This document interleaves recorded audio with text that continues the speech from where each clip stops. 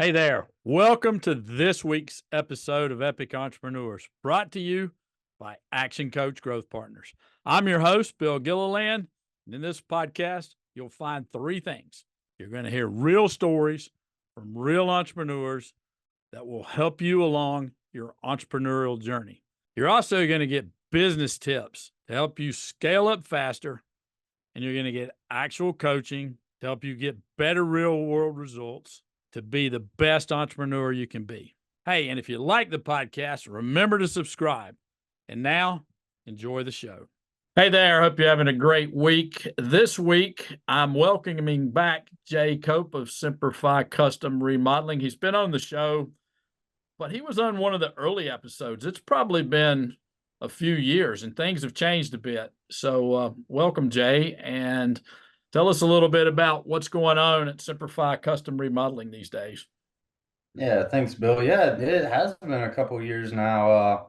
And wow, I think the first time we were on your podcast, we were in our little 600 square foot hole in the wall office. Yeah, that's right. Our Yeah. first office. So, yeah, things are going great. We're rapidly expanding. We're licensed in South Carolina now, so we're starting to operate down in the Greenville, South Carolina area, which we're super excited about. We're also getting ready to put a massive addition onto our office because our team has, for the third time in our history, outgrown our space. So we kind of just need more space to put butts in, and so the team can do the great work they've been doing. So yeah, things are going really well. We got a great team. They're all kind of cranking and jiving now, so it's really fun. It's a fun time. Yeah. So, how many team are we up to now? We're up to 24. 24. I'm guessing we had maybe six the last time I we think talked. five or six. Yeah, That's right. five or six. And so, going from 6 to 24, how have things changed? I mean, how is your role and Chris's role, and what's had to change? Totally fair. Because when we had six, staff members or team members, and I'm sure many of your clients would echo this, we were still very much in the weeds in the day-to-day activities, running between job site to job site, making sure materials there, talking to clients, taking care of, staffing issues, thinking about the back end, working late at night. And even at that time, it wasn't terrible, but compared to now, it's kind of like the team. It's kind of like this. My philosophy is my job as an owner is to take care of the team, right? And this is something we talked about before, but the team takes care of the client takes care of the company takes care of both me and the team again. Um, and Chris and I are really at that point where the staff is doing all the things, which is great, because they can, oh, by the way, do it way better than I ever did it. But my job is just to facilitate them. So I try to walk around as much as possible and just say, "How can I help you today?" And most of them say, "Hey, go pound sand. I'm actually getting work done." So That's so a it's great feeling. It's a weird feeling when it first happens, but it's a great feeling, right? oh, totally, totally. Yeah, it's a fun time and it allows us to focus on, kind of the Greenville expansion and thinking of this office addition and some of these long-term kind of plays that'll facilitate, the staff of the future as well. Yeah, no, that's cool. And so, how's your philosophy changed? Because you had to go from doing everything to getting other people to do it. So you had to actually become somebody different, really. So you've had to grow. I mean, what's that journey been like? So over the last year or so, I have done more reading than I have done in the past 10 years, probably. Constant reading and education have been huge because you always pick up on these nuggets, things that can help that I can take to the team, right? So one of the things we started doing was, at least with kind of my office and sales team, we'll meet every 2 weeks and not talk about specific sales, but we'll talk about working, developing the sales team. And so educating myself allows me to take facts and information and life lessons from other people and teach it to the team that facilitates them doing so much more. So I think becoming a teacher or an educator for the team and being real intentional about that is probably the biggest way I've grown in the last several years. And realizing that I'm not the best one to do the things, to remodel a house or run a project or do, the administrative functions or even make the sales. There's just people out there that are far better at it than me and really enjoy doing it. So what can I do to facilitate their success? Yeah, that's a great shift, and it's been fun to watch. I mean, it brings up the obvious question that we get a lot is, how do you find great team members? Ooh, that is always a tricky one, and one that we've either we're either really good or really lucky, and I'm not totally convinced which one. It's probably both. It's probably both. The better, Probably. yeah, the harder you work, the luckier you get, right? Oh yeah, that's true. That is Yeah. true. We no, we've had and yes, we've hired some people that were not great fits, but in general, we've hired some really great culture fits, and I think it starts with that. Like one of my jobs as the CEO is I'm the protector of the culture. So hiring for culture fit first and skills second has always kind of been our philosophy. And so we right out the gate kind of ask questions that really don't have anything to do with the skill, but I'm really trying to figure out what kind of person you are. And so that's kind of where we found a lot of success because what happens is the team organically gets along as a general rule. And you always have your onesies and twosies, but they get along, and that's when they really start to kind of thrive and jive and move in, with harmony. So that's been really helpful for us. Yeah. Any tips or questions or things that you ask to try to determine culture fit, or is it more just you want to spend time with them and figure out, or get the team to spend time with them and just figure out, hey, did these people fit or not? How do you do it? Yeah, I mean, obviously you ask them about where they came from, how they got here, that kind of thing. But it's just like anything. You meet somebody out in public, a stranger, and you kind of know if they jive with you or not. The tricky part is the people that jived with me when we had six of us, or with Chris, are not necessarily the same people we need today. In other words, to kind of develop a well-rounded team, we need to find people that aren't necessarily like me and Chris. So the culture itself has evolved, and it's interesting because we were just talking as a team about how would we define our culture today. But it's still kind of based on the same tenets of like down to earth relationships, easygoing team mentality, things like that. So you just ask those kind of questions that lead to that and just see what they say. And you generally get a gut instinct on it. Yeah, yeah. No, I think it's both. I think you ask a lot of questions, you do your work, you do your research, and then at some point you actually have to test it out. You actually have to see how they fit. So, I mean, Yep. you can simulate that. I mean, it's sort of like, inviting some other people to come, to a party or something and seeing if they fit in with the crowd you hang around with. But you Yep. can't really tell until you actually do something. Well, Right. every time I bring up Semper Fi, everybody says, "Well, I'm guessing they were Marines, so Yeah. or are Marines. You still are a Marine." So yeah, so some of this capability came from your Marine training, I'm guessing.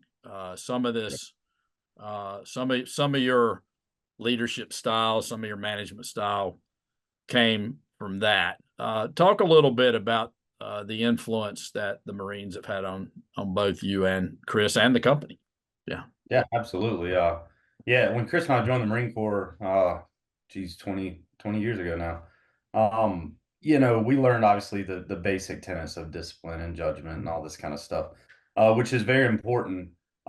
Organization is very important, things of that nature. But from a leadership perspective, I can speak for myself more than Chris, but when I was on active duty, I actually had the reverse experience. I had some bosses that were just terrible, to be honest with you. They were high stress, high function type people, very demanding, yelling at people, get in my office, that kind of thing. And I learned quickly that's not who I am and that's not who I want to be. So we've adopted the opposite of that, and of course I saw some really great leaders and mentors in the Marine Corps as well. Um, but it's funny how you learn what not to be sometimes from folks more than what to be.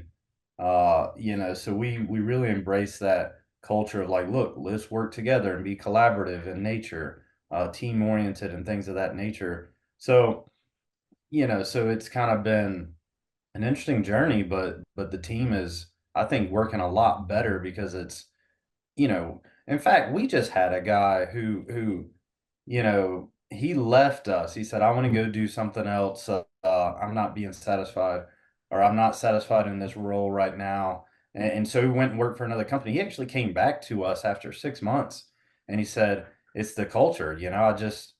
I've missed the culture. I want to be around the guys. Wow. That's, he came back from another organization that wasn't terrible by any means. But that just speaks to me, that's a proud moment for me, that people would actually come back realizing what they're missing. And that's kind of been the whole crux of, from a leadership perspective, what we want to create is a comfortable work environment where people can have fun, do good work, high quality work, but enjoy doing it at the same time.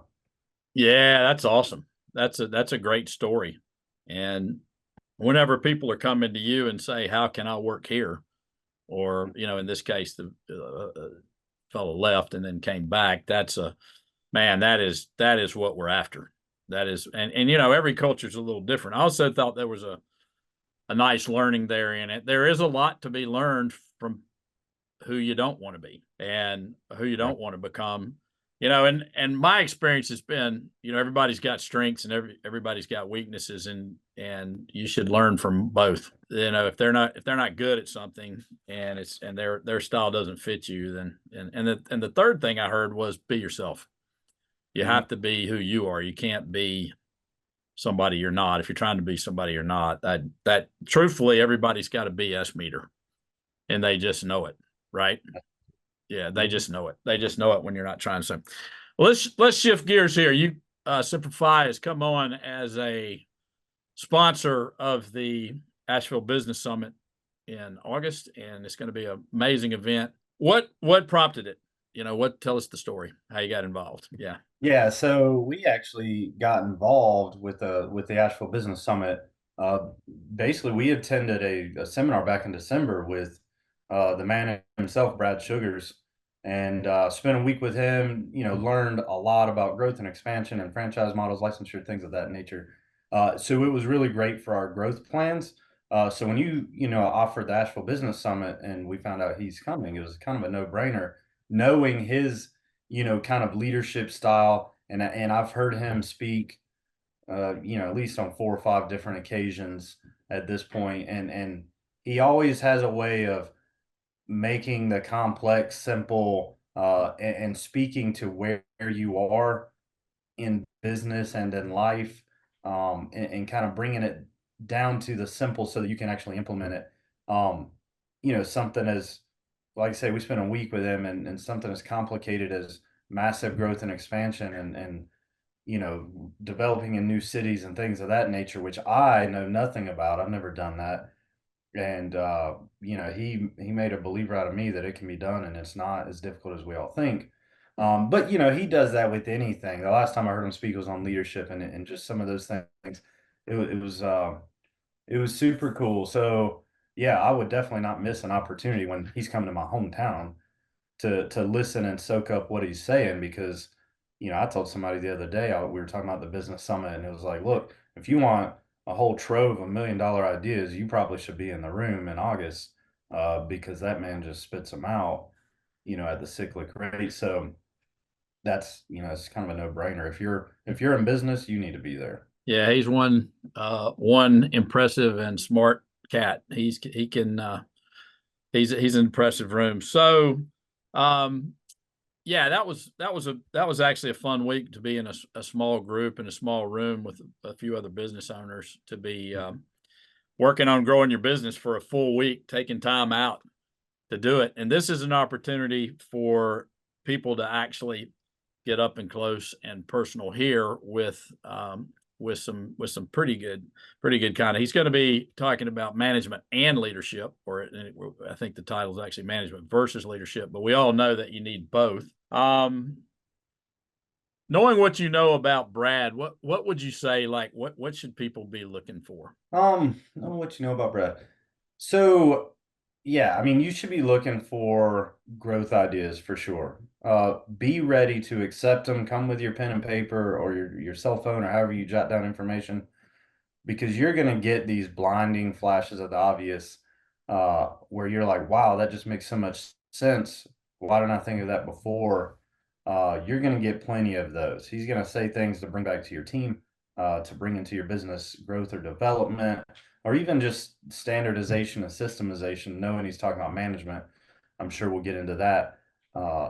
So just come ready with an open mind, excited that you're going to leave the day with a lot of kind of big wow moments. Yeah, it'll be impressive, and there's going to be a lot of opportunity for networking locally, and yeah, we're really looking to make this a very high level event for Asheville, and so for the Asheville business community, and that's what it's for. It's for Asheville, and so it's exciting to have. So let me ask you. I'm going to switch gears again, but let me ask you. What is one thing you wished somebody had told you, either before you went into business or sometime in the middle, that you wish you had known that you know now? I would say so. When we first started business, I was always of the mindset like, I'm gonna make it happen no matter what. If I got to take on part-time work just to float bills or that kind of stuff, I'm gonna make it happen. That's just kind of how I've always been. Had I do it to do over again, I would hire smarter people that have done it before right out the gate, because there's a lot of lessons learned that we learned the hard way. While had we brought on a project manager that was currently doing project management work or something like that, just to help us kind of develop those processes and systems, that would have, I think that would have been a better way, instead of just trying to figure it out all on our own, which we did for 2 years until we started working with you, an action coach, and that's when we realized like we're tired of doing it on our own. Um, and we weren't really making any money. Well, we were making no money. So yeah, it was kind of hard to sustain that long term. So that's what I would have done, is rely or leverage other people more in the beginning.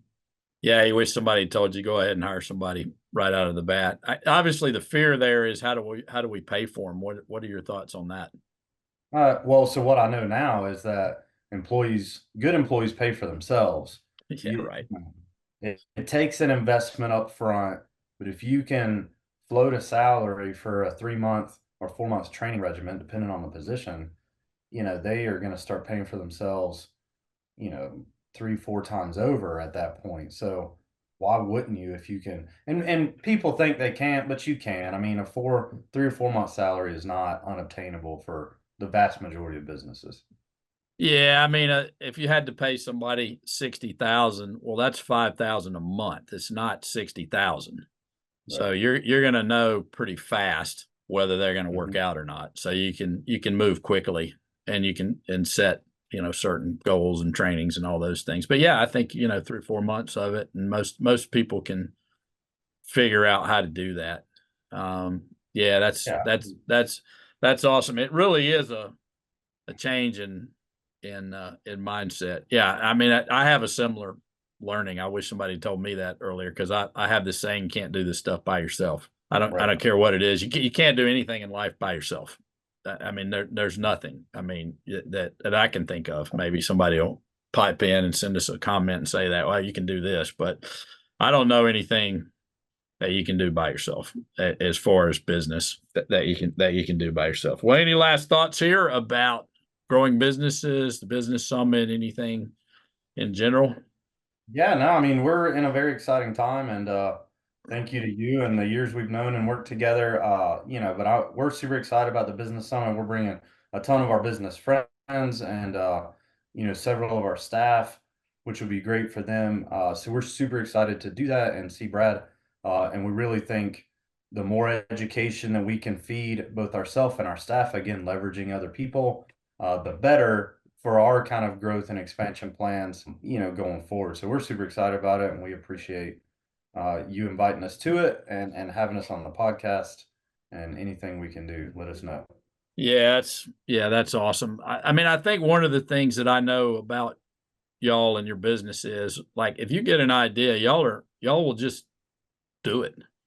I mean, you'll Yep. try it. You'll take action. You'll I mean, it may not work out perfectly, but there's, most things just don't fail straight up. Some of them do, but most of them you can adjust and make them better and make them better and make them better. Kind of like Microsoft software. They just keep making it better Well, every yeah, time. Yeah. I think, I see a lot of business owners have the same problems we do. But I think what is gotten in their head is that change should be slow, methodical, painful. It's gonna hurt. It's funny. I'll tell you a story. We hired, a regional development director, our first kind of staff member down in Greenville, and we were doing onboarding. And we were talking about sales and our sales process. And it was funny because our sales coordinator came up and he was like, "Hey, this part of the system is not working. What do you think? Like it's kind of like this section is broken." And I turned to Scott and I said, "Watch how fast that we update systems around here." And I sent a quick email to the right person, and it was like, got it, updated the system in like 3 minutes. We totally kind of updated our system and our standardization. And it's like, look, if it's not working, do something about it. Don't hope that it magically gets better or somebody else is going to change and fix it.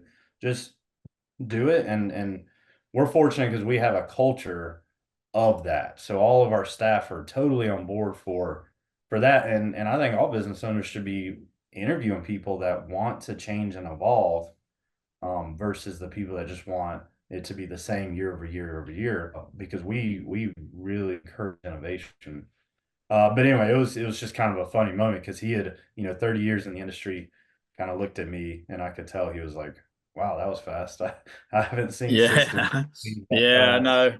Well, no, I mean, things are changing rapidly in the world and in business. And, it could be different a month from now than it was. I mean, I think if the one thing COVID taught us, things can change in a hurry. And Yep. So yeah, fast. but it also taught us that resilience is is it's not that hard. I mean, we were pretty resilient. I mean, when we had to, we did it. And so I think looking for places to go ahead and change rather than, um, I think there was a book written a few years ago, "If it ain't broke, break it." Uh, so I mean, I think it's not always a good sentiment, if particularly if the stuff is working and but I do think if it ain't, if it ain't broke, keep looking for ways to make it better. Oh, And, totally. to make it change. And if something doesn't work, then obviously we have to change it. So, yeah, it's all good. Well, hey, this has been fun. Yeah, This has absolutely. been good. A lot of good things, a lot of good learnings. So thanks for being here. Yeah, thank you for having me on. Always a pleasure, and I appreciate it. Yeah. Hey, and until next time, all the best.